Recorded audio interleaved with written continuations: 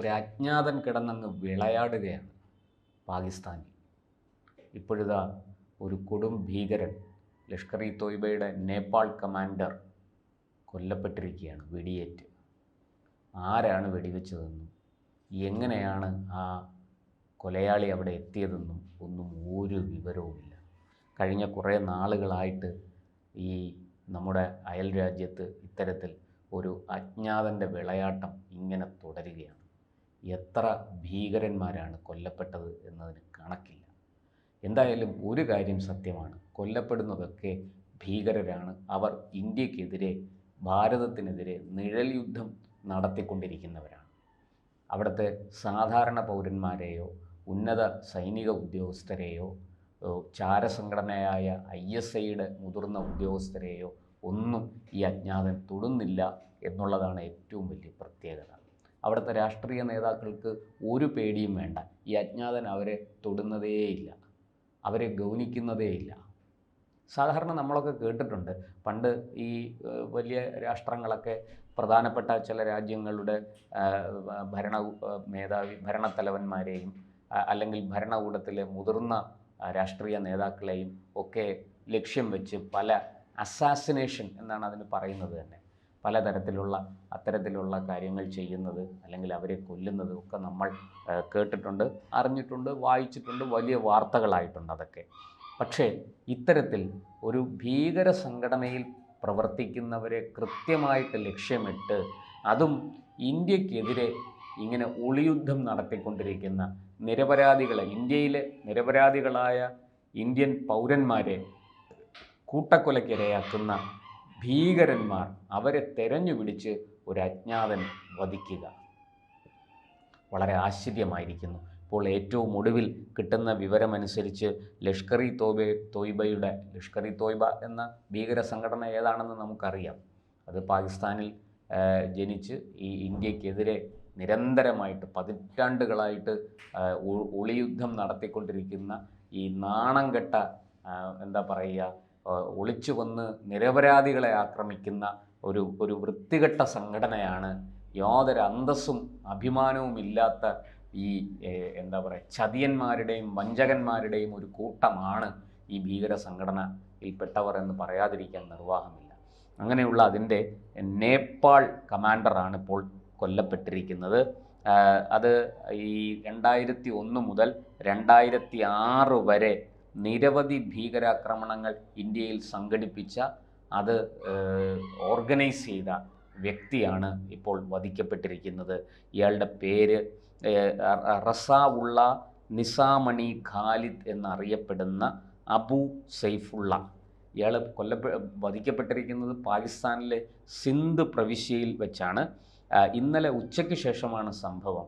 ഈ സിന്ധ് പ്രവിശ്യയിലെ ബദിൻ ജില്ലയിലുള്ള മത്ലി എന്ന് പറയുന്ന ഇയാളുടെ വീട്ടിൽ നിന്ന് പുറത്തിറങ്ങുമ്പോഴാണ് അജ്ഞാതൻ അവിടെ എത്തുകയും വെടിയുതിർക്കുകയും ചെയ്തത്. ഇയാൾ സംഭവ സ്ഥലത്ത് വെച്ച് തന്നെ കൊല്ലപ്പെട്ടു എന്നുള്ളതാണ്. ഇയാളെക്കുറിച്ച് വളരെ ആശ്ചര്യകരമായ അത്ഭുതാവഹമായ ചില കാര്യങ്ങളൊക്കെ പുറത്തു വരുന്നുണ്ട്. ഇയാൾ വിനോദ് കുമാർ എന്ന പേരിലാണ് നേപ്പാളിൽ ഒളിവിൽ കഴിഞ്ഞിരുന്നത്. നേപ്പാളിൽ നിന്ന് ഇയാൾ ഒരു സ്ത്രീയെ വിവാഹം ചെയ്തു, അവിടെ കുടുംബമൊക്കെ ആയിട്ട് കഴിയുകയായിരുന്നു. അവിടെ നിന്നാണ് ഇയാൾ പതുക്കെ പാകിസ്ഥാനിലേക്ക് മടങ്ങി വന്നത്. ഇയാൾ വിനോദ് കുമാർ എന്ന് മാത്രമല്ല, മുഹമ്മദ് സലീം, ഖാലിദ്, മനിയാൽ, വാജിദ്, സലിം ഭായ് തുടങ്ങിയ പേരുകളിലും ഇയാൾ ഈ സൈഫുള്ള അറിയപ്പെട്ടിരുന്നു. ഈ സൈഫുള്ള ലഷ്കർ ഇ തോയ്ബയുടെ പ്രധാന പ്രവർത്തനങ്ങളിലെ ഒരു പ്രധാന കണ്ണിയാണ് ഇയാൾ എന്നുള്ളതാണ്. പുതിയ ആളുകളെ റിക്രൂട്ട് ചെയ്യുക, ഫണ്ട് സ്വരൂപിക്കുക, ഭീകരരെ അതിർത്തി കടത്തി ഇന്ത്യയിലേക്ക് എത്തിക്കുക തുടങ്ങിയ പ്രവർത്തനങ്ങളുടെ ചുക്കാൻ പിടിച്ചത് സൈഫുള്ളയായിരുന്നു. അതുപോലെ തന്നെ ഞാൻ പറഞ്ഞല്ലോ, 2001 മുതൽ 2006 വരെ ഇന്ത്യയിൽ നിരവധി ഭീകരാക്രമണങ്ങൾ നടത്തി. ഉത്തർപ്രദേശിലെ രാംപുരിയിലുള്ള CRPF ക്യാമ്പിന് നേരെ ആക്രമണം നടത്തി. അതുപോലെ 2005 ബാംഗ്ലൂരിൽ ഇന്ത്യൻ ഇൻസ്റ്റിറ്റ്യൂട്ട് ഓഫ് സയൻസസ് എന്ന് പറയുന്ന സ്ഥാപനത്തിൽ സ്ഫോടനം നടത്തി. അതുപോലെ തന്നെ ഈ 2006 നാഗ്പൂരിലെ RSS കാര്യാലയത്തിന് നേരെയും ഒരു വലിയ ആക്രമണം നടന്നു. ഇങ്ങനെയുള്ള ആക്രമണങ്ങളുടെ മുഖ്യ ആസൂത്രകനാണ് സൈഫുള്ള. നമുക്ക് മനസ്സിലാകുന്ന മറ്റൊരു കാര്യം, ഇയാൾ ഈ പറയുന്നത് പോലെ ഒരു ആളുകളെ റിക്രൂട്ട് ചെയ്യുക, യുവാക്കളെ റിക്രൂട്ട് ചെയ്യുക, അവരെ പരിശീലിപ്പിക്കുക എന്നുള്ളത് ഈ സെയ്ഫുള്ളയുടെ, അവർക്ക് കൃത്യമായ പരിശീലനം കൊടുക്കുക, എന്നിട്ട് അവരെ തിരിച്ച് ഇന്ത്യയിൽ എത്തിക്കുക, വിവിധ സ്ഥലങ്ങളിൽ ഭീകരാക്രമണങ്ങളും സ്ഫോടനങ്ങളും ആസൂത്രണം ചെയ്യുക. ഇതൊക്കെയാണ് സെയ്ഫുള്ളയുടെ പണി. സൈഫുള്ള ഇന്നലെ ഉച്ചയ്ക്ക് വീട്ടിൽ നിന്ന് പുറത്തിറങ്ങുകയും എങ്ങനെയാണ് ഈ അജ്ഞാതൻ അവിടെ എത്തിയതെന്ന് ആർക്കും അറിയില്ല. ഈ വെടി ഉതിർത്തതിന് ശേഷം ഈ അജ്ഞാതൻ എങ്ങോട്ട് പോയെന്നും ആർക്കും അറിയില്ല. നമുക്കറിയാം, ഹാഫിസ് സയ്യിദിൻ്റെയും മസൂദ് അസറിൻ്റെയും ഒക്കെ ഏറ്റവും അടുത്ത അനുയായികൾ ഇത്തരത്തിൽ അജ്ഞാതൻ്റെ ആക്രമണത്തിൽ വെടിയേറ്റ് മരിച്ച ഒരുപാട് സംഭവങ്ങൾ നമ്മുടെ മുന്നിലുണ്ട്. ഈ കഴിഞ്ഞ 6 മാസത്തിനിടയ്ക്ക് തന്നെ ഒരു നിരവധി സംഭവങ്ങളാണ് റിപ്പോർട്ട് ചെയ്യപ്പെട്ടിരിക്കുന്നത്. ഞാൻ അതിലേക്ക് കടക്കുന്നില്ല, അവരുടെ ആ പഴയ ചരിത്രത്തിലേക്കൊന്നും ഞാൻ പോകുന്നില്ല. എന്തായാലും സൈഫുള്ള വളരെ സേഫായി ഹൂറികളുടെ അടുത്തെത്തി എന്നുള്ളതാണ് സത്യം. അത് ഈ അജ്ഞാതനെക്കുറിച്ച് നമ്മൾ നിരവധി കാര്യങ്ങൾ, നേരത്തെ അജ്ഞാതനെക്കുറിച്ച് ആദ്യം നമ്മൾ കേട്ടത് കാനഡയിൽ നിന്നാണ്. കാനഡയിൽ ഖാലിസ്ഥാൻ തീവ്രവാദികൾ വലിയൊരു തോതിൽ തമ്പടിച്ചിരിക്കുന്ന ഒരു സ്ഥലമാണ് കാനഡ. ആ കാനഡയിൽ ഒരു അജ്ഞാതൻ എത്തുകയും പ്രധാനപ്പെട്ട ചില ആൾക്കാരെ അവിടെ ഈ ഖാലിസ്ഥാൻ്റെ വളരെ കീ പൊസിഷനിലിരിക്കുന്ന ചില ഭീകരന്മാരെ വധിക്കുകയും ചെയ്തു. അവിടെ ഇരുന്നു കൊണ്ട് ഇന്ത്യക്കെതിരെ യുദ്ധം ചെയ്യാൻ പണം സ്വരൂപിക്കുക, ആളുകളെ അതിനുവേണ്ടി റിക്രൂട്ട് ചെയ്യുക, ഇന്ത്യയിൽ വിവിധ കുഴപ്പങ്ങൾ സംഘടിപ്പിക്കുക, ഈ അർബൻ നക്സലുകാരുമായിട്ട് ചേർന്ന് ചില പ്രക്ഷോഭങ്ങൾ സർക്കാരിനെതിരെ സംഘടിപ്പിക്കുക, സർക്കാരിനെതിരായിട്ടൊരു ജനവികാരം ഉണ്ടാക്കാൻ അണിയറയിൽ ഇരുന്ന് പ്രവർത്തിക്കുക, ഇതിനൊക്കെ വലിയ തോതിൽ പണം ഫണ്ട് ചെയ്യുക. ഇത്തരത്തിൽ പ്രവർത്തിച്ചിരുന്ന ചിലർ, കാനഡയിൽ പ്രവർത്തിച്ചിരുന്ന ചിലരൊക്കെയാണ് അജ്ഞാതൻ്റെ കൈകൊണ്ട് തീർന്നത്. അപ്പോൾ അവിടുത്തെ ഒരു പ്രധാനപ്പെട്ട നേതാവ്, പന്നു എന്നറിയപ്പെടുന്ന ആ നേതാവ് വലിയ വായിൽ നിലവിളിക്കാൻ തുടങ്ങി, ദാ എന്നെയും ഇപ്പോൾ കൊല്ലും. ഈ പന്നുവിൻ്റെ തലയ്ക്ക് പിന്നെ വില പറയുന്ന ഒരവസ്ഥയാണ്. പന്നുവിനെ ഇന്ത്യ ഗവൺമെൻറ് അറസ്റ്റ് ചെയ്യാൻ വേണ്ടിയിട്ട് നിൽക്കുകയാണ്. കാനഡയിലായതുകൊണ്ട് മാത്രം അത് നടക്കുന്നില്ല, കാനഡ ഗവൺമെൻറ് അത് സമ്മതിക്കുന്നില്ല.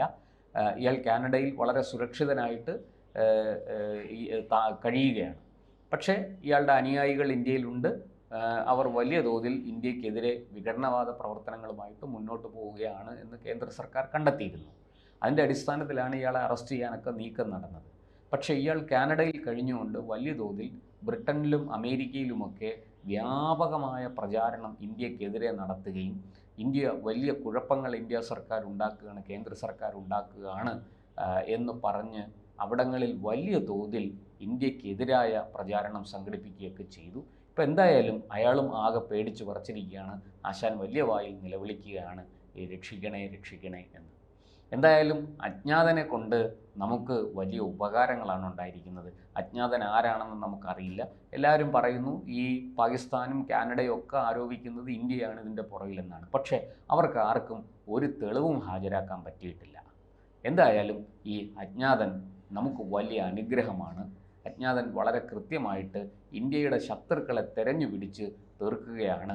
ഇക്കാര്യത്തിൽ നമുക്ക് വലിയ ഒരു അനുഗ്രഹമാണ് ഈ അജ്ഞാതൻ എന്ന് പറയാതിരിക്കാൻ കഴിയില്ല.